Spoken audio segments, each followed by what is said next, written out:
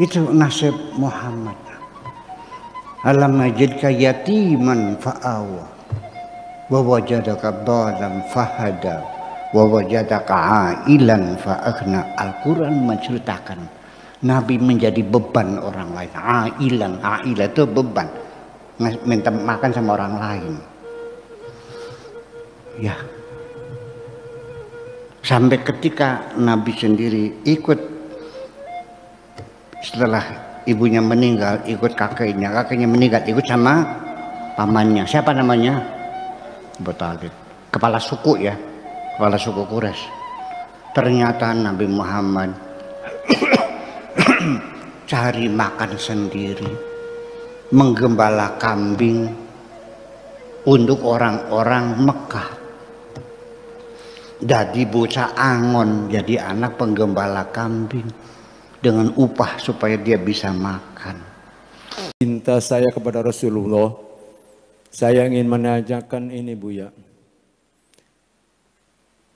Bagaimana tanggapan Buya kalau Rasulullah dikatakan berdarah campuran, sementara Nabi Musa berdarah murni, karena Al-Qur'annya seperti itu.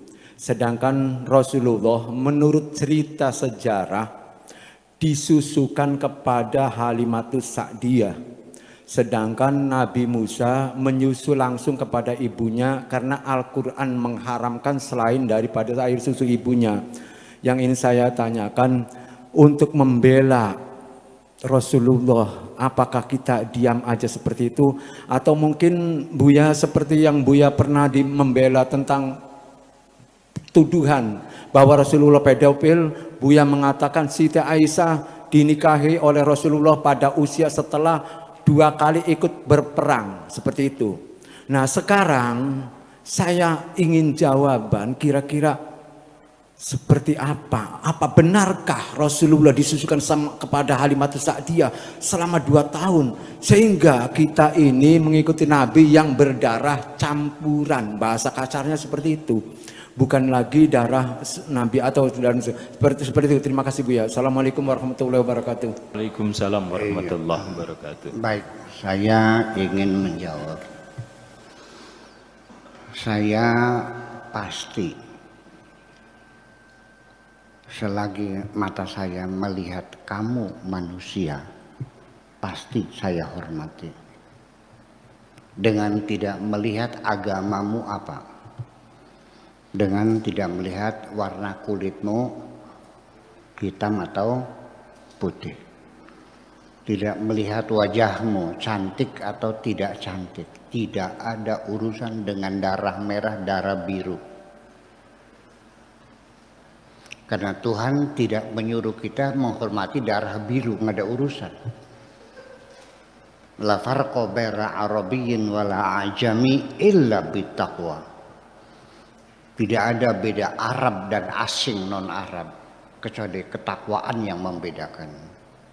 Kita kembali kepada dasar kemanusiaan. Saya menghormati manusia sebagai manusia. Bukan karena ini darah biru, ini darah kuning, ini darah putih. Tidak ada urusan. Bukan karena ini agamanya Islam, ini agamanya Kristen, agamanya sering lepas gini. Ini agamanya Protestan, ini Katolik, ini Buddha, ini itu. Enggak ada urusan. Semua manusia saya hormati. Bahkan masih sejak manusia dalam perut ibu, belum beragama, belum berwarga negara, itu kita diperintah oleh Al-Quran, faqa'u lahu sajidin, hormatilah. Wa idza sawaituhu wa nafakhtu fihi min ruhi faqa'u lahu sajidin. Ketika bentuk manusia sudah sempurna, kemudian sudah kutiupkan ke dalamnya dari rohku, maka bersujudlah kamu semua. Jadi kita menghormati manusia sejak dalam perut ibu. Ketika berusia 4 bulan, belum ada agamanya. Warga negaranya apa? Apa warga negaranya manusia ketika masih dalam perut ibu? Warga negaranya apa? Ya belum ada agamanya. Itulah persoalannya. Makanya negara-negara Islam, bahkan sampai negara non-Muslim juga, itu melarang aborsi, melarang menggugurkan anak yang sudah 4 bulan. Kalau baru pembuahan, banyak negara yang membolehkannya. Tapi kalau sudah 4 bulan, karena sudah bernyawa kemanusiaan. Itu perintahnya seperti itu. Jadi artinya itu dasar-dasar mengapa saya harus menghormati manusia. Nah, persoalannya Nabi Muhammad ini, ya, dia sebagai Rasul dan dialah yang memperkenalkan Tuhan kepada saya, kan melalui dia. Ya, dia kan mursyid. Apakah dia darah Yahudi, apakah darah Arab, apa campuran? Memang dalam antropologi di Timur Tengah, di Arab itu ada Arab namanya Arabul Uraba, ada Arabul Musta'ribah. Arabul Uraba itu Arab asli, ya. Tapi Arabul Musta'ribah itu Arab pendatang. Nah, Rasulullah ini termasuk Arab pendatang, Musta'ribah. Karena dari Nabi Ibrahim memang ia campuran. Terus masalahnya apa? Apakah karena dia itu campuran Yahudi lalu kita menghinakan? Nggak ada urusan. Orang Yahudi juga tidak berhak Anda membenci orang Yahudi sebagai manusia. Betul nggak? Ya kan semacam itu. Hanya saja dalam hal yang semacam itu, saya ingin memuliakan Kanjeng Nabi. Saya ingin memuliakan Kanjeng Nabi. Sehingga ketika sejarah menceritakan sesuatu yang tidak klop, yang tidak masuk akal, terjadi penyangkalan dengan sendirinya dalam diri saya. Ya kan seperti itu, penyangkalan. Seperti Nabi menikahi Siti Aisyah umur 9 tahun. Saya mengatakan tidak masuk akal. Masa Nabi Muhammad orang yang sangat mulia itu menikahi anak perempuan di bawah umur baru 9 tahun. Zaman sekarang lelaki yang mensetubuhi perempuan di bawah umur 9 tahun, 8 tahun belum head, itu namanya pedofil. Penyakitnya namanya pedofilia. Artinya seneng godong nom, seneng pelempentil. Itu nggak mungkin. Makanya saya mencari bukti alasan bahwa Nabi Muhammad menikahi Siti Aisyah itu adalah di usia 18 tahun, bukan 9 tahun. Karena satu bukti pertama, undang-undang peperangan pada zaman itu anak-anak tidak boleh dibawa perang. Tidak boleh. Kecuali kalau usianya sudah lebih dari 15 tahun. Oke. Nah, Siti Aisyah pernah ikut perang. 3 tahun kemudian setelah perang itu baru dinikahi oleh Kanjeng Nabi. Berarti umurnya berapa? 18, ya wajar lah. 18 kan sudah remaja, sudah head. 9 tahun masih umur, masih kopok kan. Itu. Kemudian cerita Nabi Muhammad mengawini Aisyah 9 tahun. Yang bercerita itu seorang lelaki yang sudah pikun, umurnya 90 tahun di kota Irbil di Irak, yang menceritakan bahwa Nabi mengawini Siti Aisyah umur 9 tahun. Oke, kalau Anda tetap ngotot meyakini Nabi Muhammad mengawini Siti Aisyah umur 9 tahun, silakan. Tanggung jawab sendiri. Saya tidak mau bertengkar kok.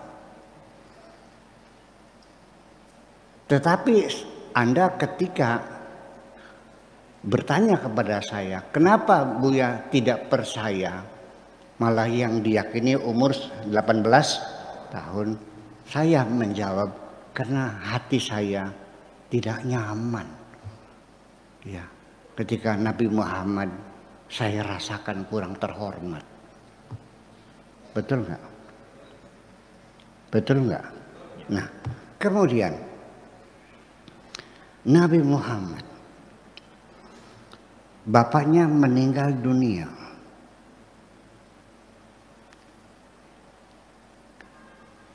Waktu lahir dibawa oleh perempuan Halimatus Sa'diyah.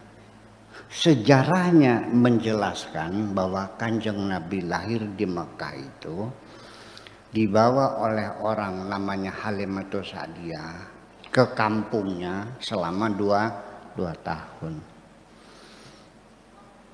Karena tradisi di Arab, anak orang bangsawan itu demi untuk menjaga kecantikan ibunya, maka anak itu disusukan kepada orang lain sambil kopeke aja melodro.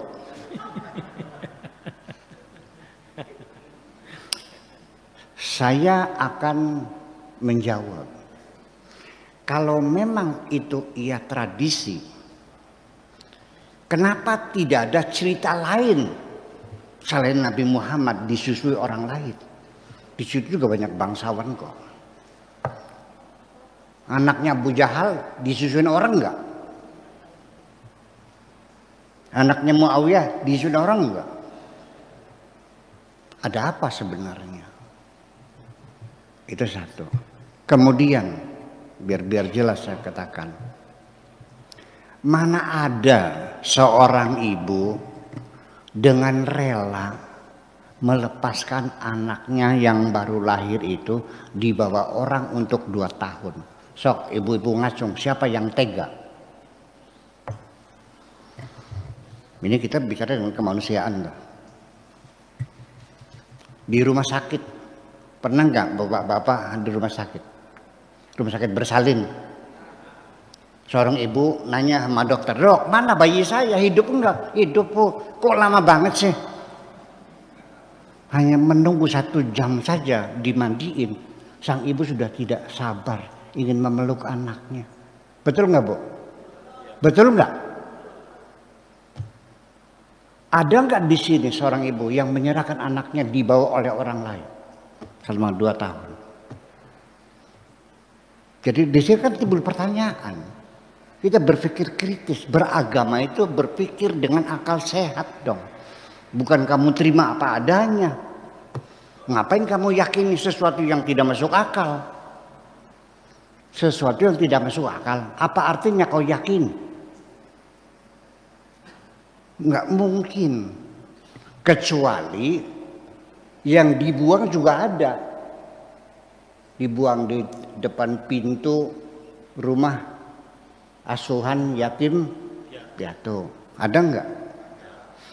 Ada nggak yang dibuang di sampah, dibungkus koran? Ada nggak yang diinjak di WC, dimasukkan sekalian? Biasanya anak jadah. Betul. Betul nggak? Ya kan? Itu nasib Muhammad. Alam najidka yatiman fa'awa wa wajadaka dhalan fahada wa wajadaka ailan fa'aghna. Al-Quran menceritakan Nabi menjadi beban orang lain. Ailan itu beban, minta makan sama orang lain. Ya, Sampai ketika Nabi sendiri ikut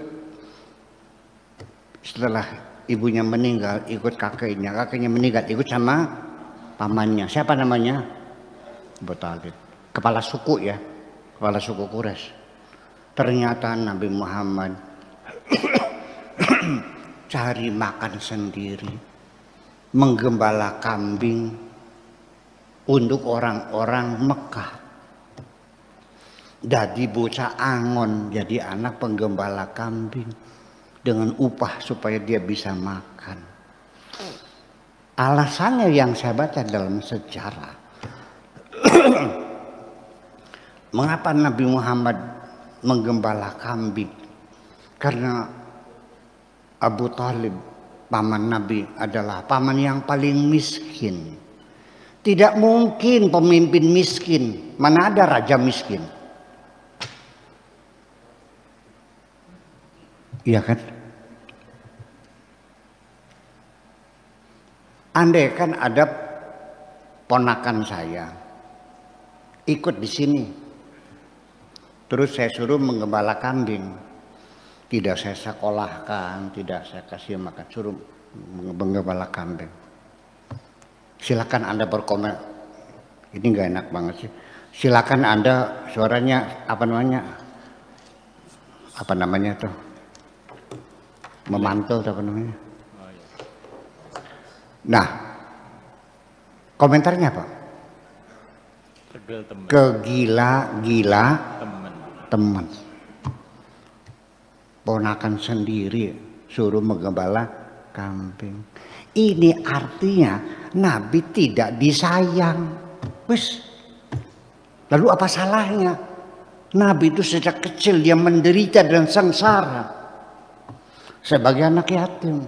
Makanya pesan memelihara anak yatim itu menjadi taruhan. Kalau kamu tidak ngasih makan anak yatim, agamamu bohong. Udah selesai. Oke? Paham nggak? Artinya ajatinemu kaya reang. Berenak jadi anak yatim. Wis cukup raup. Bahasa Jawanya begitu. Artinya jangan sampai umatku menderita seperti aku jadi anak yatim yang terlunta-lunta. Nabi Muhammad tuh sejak kecil dalam penderitaan. Sejarah yang kamu baca itu sejarah romantisme, cerita yang enak-enaknya saja. Jujur dah gitu aja, ya kan? Betul nggak? Jawabannya, alam yajidka yatiman fa'awa, wa wajadaka dhalan fahada, wa wajadaka ilan fahna, fa amal yatima fala taqwar, wa amma sa'ila fala tanar, wa amma bi ni'mati rabbika fahadits, dan sebagainya. Itulah kira-kira. Jadi hormatilah seseorang dengan tidak melihat dia turunan siapa, anak siapa, cucunya siapa, nggak ada urusan. Yang penting engkau siapa. Jangan mengatakan kana abi balquluha anaza, inilah aku. Jangan kau katakan bapakku, nggak ada urusan dengan bapakmu. Setuju? Ya udah gitu aja. Oke, kasih.